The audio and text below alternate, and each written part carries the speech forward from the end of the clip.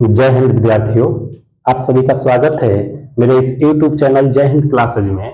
तो आज का जो ये क्लास होने वाला है, क्लास 9th का एक बहुत ही महत्वपूर्ण चैप्टर जिसका नाम है बहुपद, जिसको इंग्लिश में हम लोग पॉलिनोमियल कहते हैं।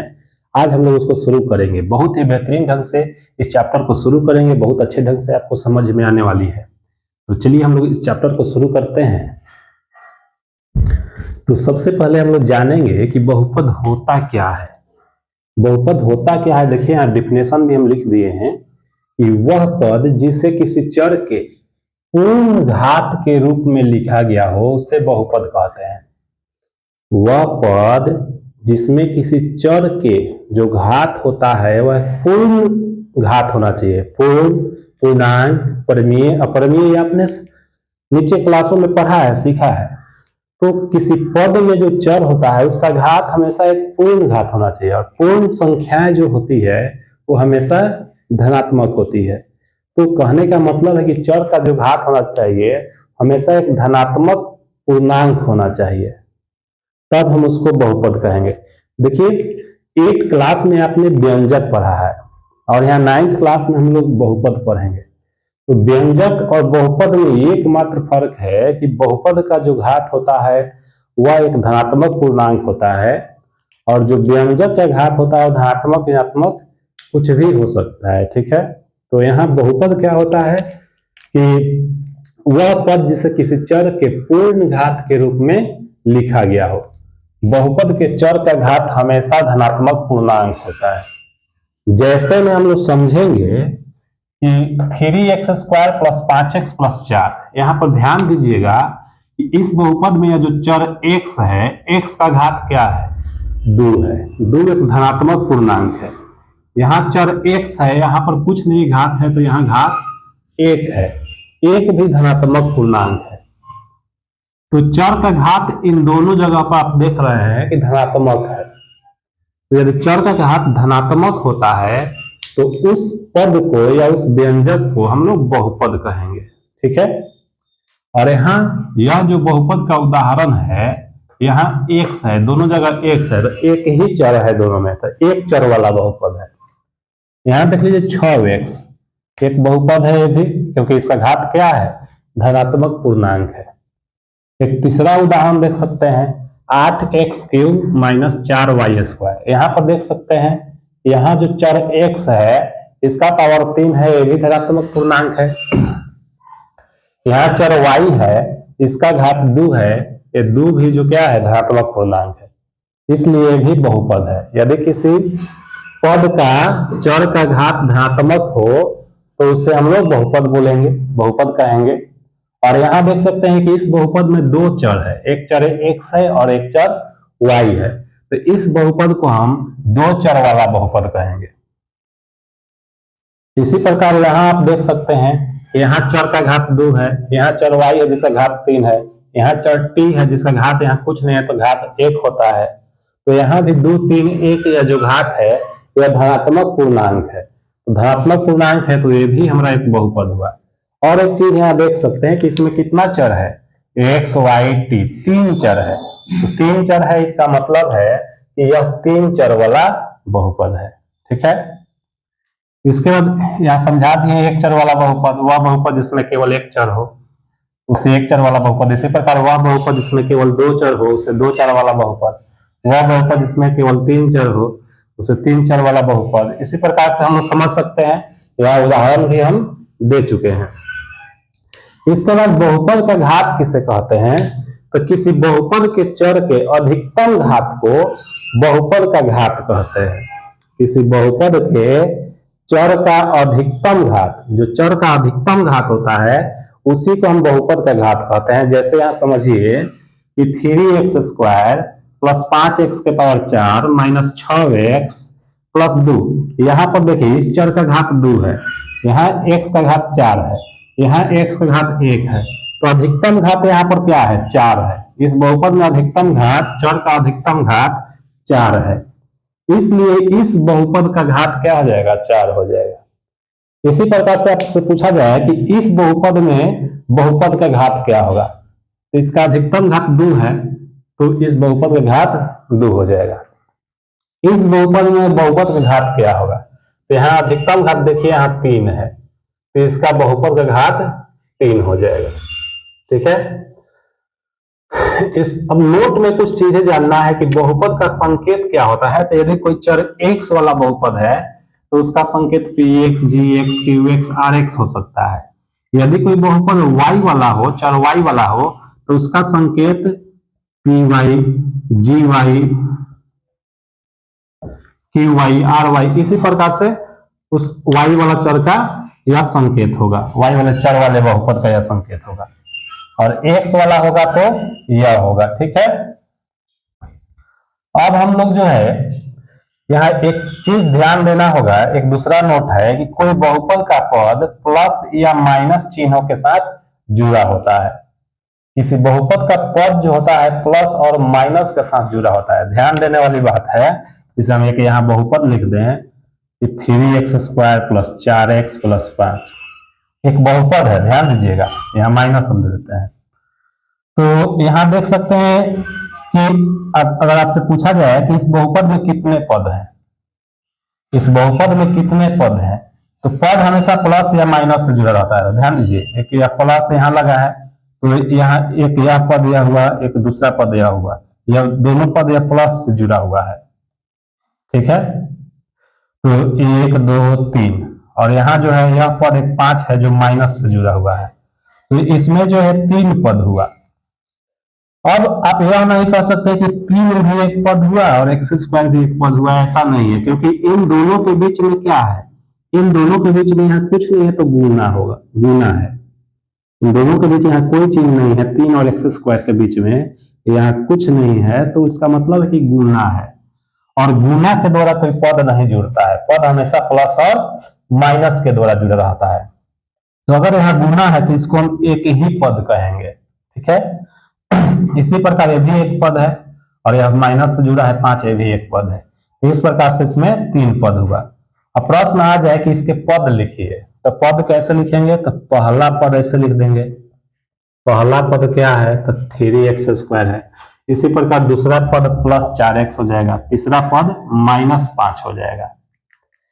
इसी प्रकार से जो है अगर प्रश्न कह दे कि यहाँ x² का गुणांक क्या है, अगर गुणांक देखिए ध्यान से समझिएगा, गुणांक का मतलब हुआ कि गुना जोड़ अंक। तो यहाँ देख लीजिए कि x² में कौन सा अंक का गुना है, तो x² में 3 का गुना है, तो x² का गुणांक 3 हो गया। अब इसी प्रकार x का गुणांक क्या है, 4 है, और यह 5 क्या है हमारा अचर पद है, यह अचर पद है। तो अगर गुणांक पूछे तो हम लोग इस प्रकार से गुणांक, प्रश्न अगर पूछे कि गुणांक क्या होगा तो इस तरह से बता सकते हैं। इसी प्रकार से यह एक उदाहरण है, यहाँ पर पूछ दिया जाए कि यहाँ x का गुणांक क्या है, तो x का गुणांक 6 है। यहाँ पर x² का गुणांक क्या है, तो x² का गुणांक 6/5 है। इसी प्रकार हम यहाँ लिख दें, यहाँ x + 8 दे दें और कहें कि यहाँ x का गुणांक क्या है, तो देखिए यहाँ पर कुछ नहीं है ना, यहाँ कुछ नहीं तो 1 छिपा हुआ रहता है, 1 और x में गुना करेंगे तो x से होगा, तो इसलिए x का गुणांक यहाँ पर 1 हुआ। बहुत ही सिंपल है। अगर आप यह बेसिक को समझ गए हैं तो इस एक्सरसाइज को बहुत अच्छा ढंग से आप समझ पाएंगे। ठीक है, चलिए हम लोग एक्सरसाइज शुरू करते हैं। इसको वीडियो को पॉज करके आप लोग इसे उतार सकते हैं। देखिए एक्सरसाइज 2.1 का फर्स्ट क्वेश्चन क्या है।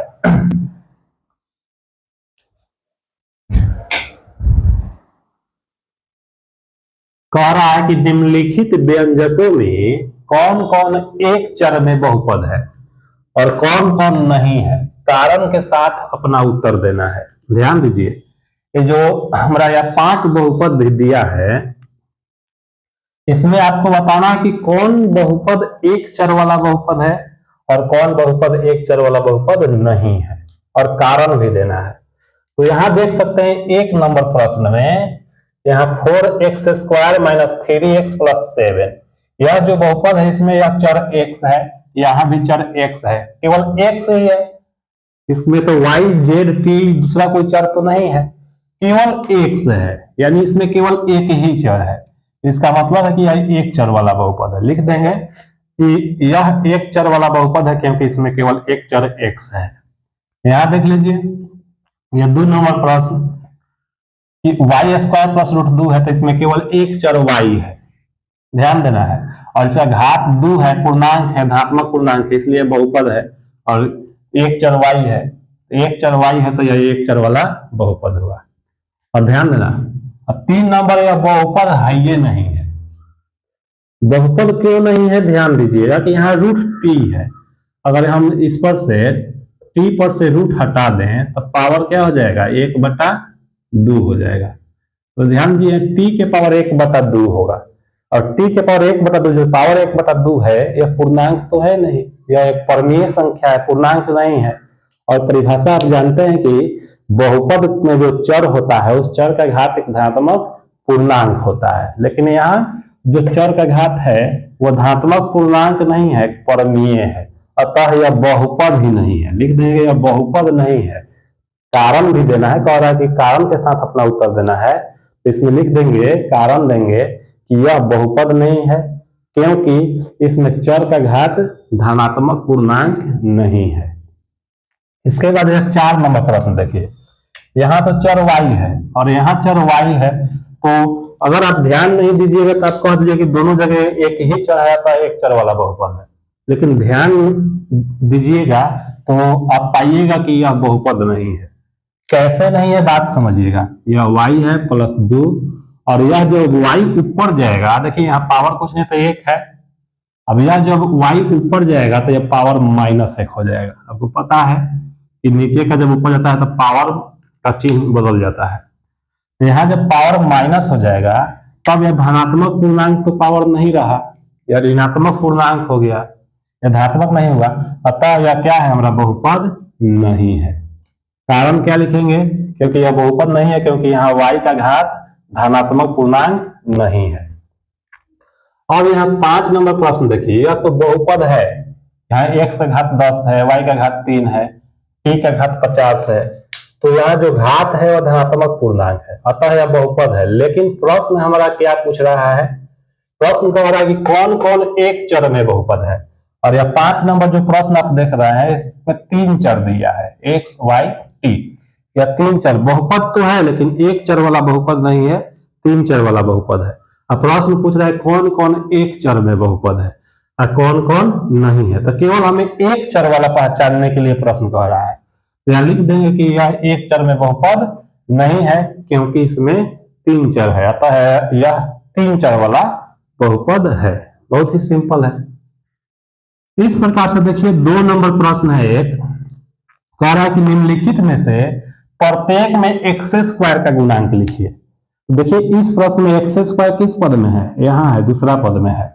तो यहाँ एक्स स्क्वायर का गुणांक क्या है, यहाँ कुछ नहीं है तो क्या है, 1 है। अभी हमने आपको बेसिक में बताया था, यहाँ एक्स स्क्वायर का गुणांक यहाँ 1 है, अतः इसमें हमारा एक्स स्क्वायर का गुणांक क्या हो जाएगा, एक्स स्क्वायर का गुणांक 1 हो जाएगा इसमें। इसी प्रकार से यहाँ देखिए, यहाँ एक्स स्क्वायर फिर यहाँ सेकेंड पद में है, तो यहाँ एक्स स्क्वायर गुणांक यहाँ क्या है, कुछ नहीं था, 1 है, यहाँ पर 1 है, अतः यहाँ एक्स स्क्वायर का गुणांक क्या हो जाएगा। अब यहाँ ध्यान देने वाली बात है, यहाँ 1 के साथ यह माइनस चिन्ह है तो यहाँ गुणांक होगा -1। क्योंकि ध्यान दीजिएगा यहाँ जो 1 लिखे हैं तो यहाँ प्लस छिपा रहता है, इसीलिए इस प्लस को लिखना जरूरी नहीं है, लेकिन यहाँ जो माइनस है इस माइनस को लिखना पड़ेगा, माइनस देना पड़ता है, छिपा नहीं रहता है। इसी प्रकार इस 3 नंबर में देखिए एक्स स्क्वायर यहाँ पर है, तो इस एक्स स्क्वायर का गुणांक क्या हो जाएगा, π/2 हो जाएगा। इसी प्रकार यह 4 नंबर प्रश्न में एक्स स्क्वायर तो कहीं नहीं है, एक्स स्क्वायर वाला पद नहीं है, अतः यहाँ एक्स स्क्वायर का गुणांक 0 हो जाएगा। इसमें एक्स स्क्वायर वाला पद ही नहीं है। कहीं एक्स स्क्वायर दिख रहा है आप लोगों को, नहीं दिख रहा है, इसका मतलब है कि इसमें एक्स स्क्वायर का गुणांक 0 हो जाएगा। ठीक है, चलिए इसके आगे वाला क्वेश्चन हम लोग देखते हैं।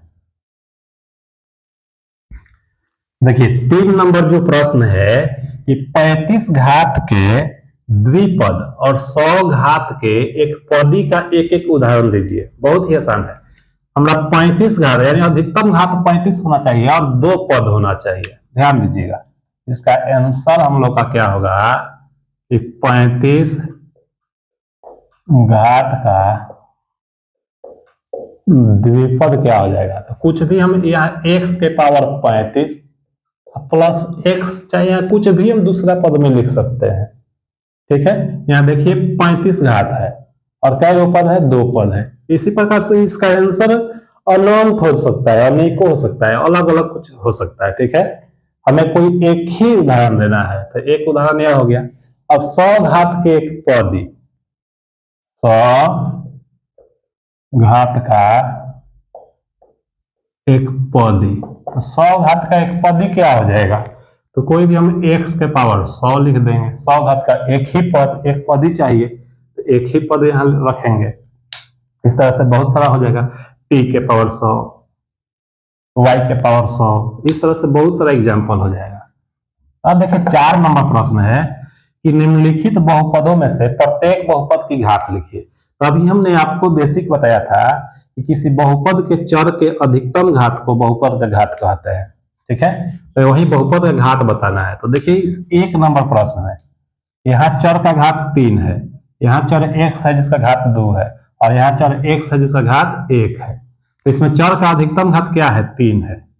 इस प्रश्न में चर का अधिकतम घात 3 है, इसलिए इसका आंसर हो जाएगा बहुपद का घात क्या हो जाएगा, बहुपद का घात 3 हो जाएगा। इसी प्रकार इसमें एक ही चर y है जिसका घात 2 है, तो इसका बहुपद का घात 2 हो जाएगा। इसमें देखिए यहाँ चर t है जिसका घात यहाँ कुछ नहीं था 1 है, और कहीं चर तो है नहीं, तो बस इसका बहुपद का घात 1 हो जाएगा। और यहाँ ध्यान देने वाली बात है 4 नंबर में कि यहाँ कोई चर नहीं है, इस प्रश्न में कोई चर नहीं है। तो किसी बहुपद में चर के अधिकतम घात को ही बहुपद का घात कहा जाता है, लेकिन इसमें कोई चर नहीं है, इसका मतलब है कि यहाँ बहुपद का घात 0 हो जाएगा। इस प्रश्न में कोई चर नहीं है, बात समझिएगा। मान लो हम यहाँ x दे दें पावर 0, तो x के पावर 0, किसी भी संख्या का पावर 0 होता है उसका मान 1 होता है, तो इसका मान क्या हो गया, 1 हो गया। और 1 क्या होता है, यहाँ गुना में छिपा रहता है 1, अतः यहाँ x के पावर 0 लिख सकते हैं, चाहे y के पावर 0, कुछ भी कोई भी चर के पावर 0 लिख सकते हैं। इसका मतलब है कि अगर यहाँ कोई चर नहीं है तो उसको कोई चर देकर उसको पावर में 0 हम लोग लिख सकते हैं। इसका मतलब है कि इस बहुपद का घात क्या हो गया, 0 हो गया। बहुत ही सिंपल है।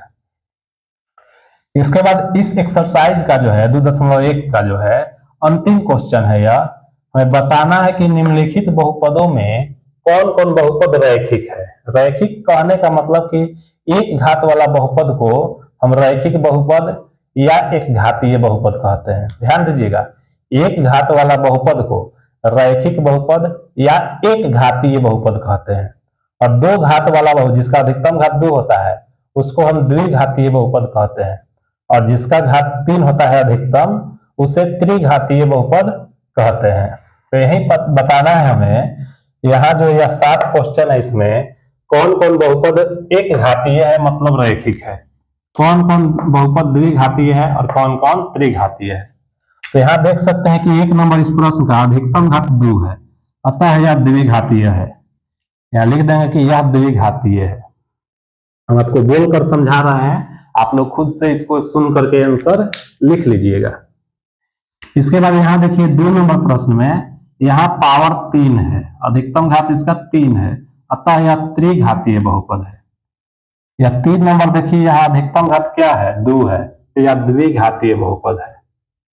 4 नंबर प्रश्न देखिए, इस चर का अधिकतम घात यहाँ कुछ नहीं है तो 1 है, अतः एक घातीय बहुपद है। यह एक घातीय बहुपद को ही रैखिक बहुपद कहा जाता है। क्यों कहा जाता है, तो एक घातीय बहुपद का आलेख एक रेखा मिलता है, सरल रेखा मिलता है, इसीलिए एक घातीय बहुपद को हम रैखिक बहुपद कहते हैं। द्विघातीय बहुपद का आलेख परवलयाकार मिलता है, और त्रिघातीय बहुपद का आलेख खींचिएगा तो एक टेढ़ी मेढ़ी रेखा मिलेगा। ठीक है, तो एक घातीय बहुपद का आलेख एक रेखा मिलता है, इसीलिए इसे हम रैखिक बहुपद कहते हैं। तो यहाँ पर घात 1 है यानी घातीय है, तो यह रैखिक बहुपद हुआ। अब देखिए 5 नंबर दिया टी का घात कुछ नहीं तो 1 है, तो ये भी रैखिक बहुपद है। यहाँ घात 2 है तो यह द्विघातीय बहुपद है, और यह घात 3 है तो यह त्रिघातीय बहुपद है। बहुत आसान चैप्टर है यह। तो अगर यह क्लास मेरा आपको अच्छा लग रहा है तो इस क्लास को लाइक शेयर और सब्सक्राइब जरूर कीजिए। धन्यवाद।